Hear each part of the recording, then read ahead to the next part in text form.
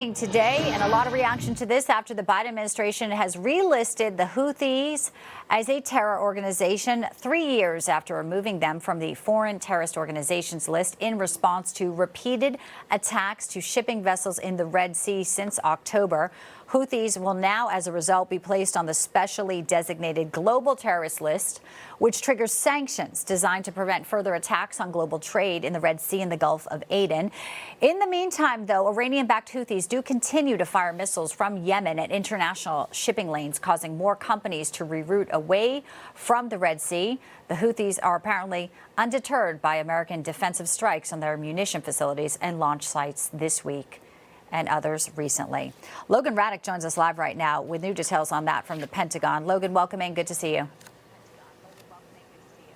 Yeah, Bianca, certainly a lot going on here at the Pentagon. Well, that new designation on the Houthis as a foreign terrorist organization implemented by the Biden administration is slightly different than the one the Trump administration implemented that the Biden administration removed back in February of 2021. More on that in a moment. But it really seems for the White House that President Biden didn't have much of a choice because, remember, over the weekend, the U.S. and the U.K., they launched those strikes in Yemen targeting Houthi locations, including launch facilities and munition facilities.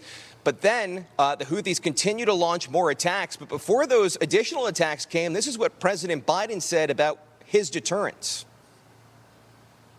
I've already delivered the message to Iran. They know not to do anything. But of course, the Houthis do not seem to be deterred because U.S. Central Command said that no injuries were reported on the Maltese flag commercial ship that was attacked just after those U.S. strikes. And U.S. Central Command says that the U.S. struck 4 of the Houthis' anti-ship ballistic missiles that were a threat to U.S. Navy ships and commercial vessels in the Red Sea. Now, the Houthi attacks continue to impact global commerce.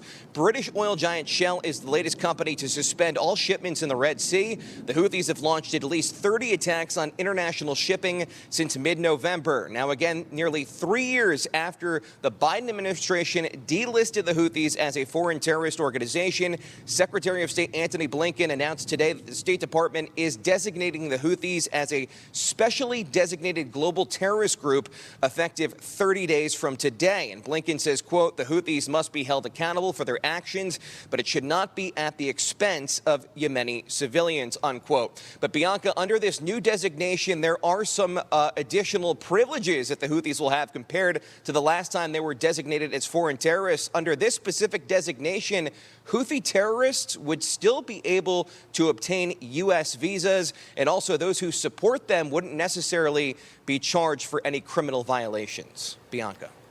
Wow. All right, Logan. Appreciate that. Very interesting to call that out. Designation, but different stipulations. Thanks, Logan.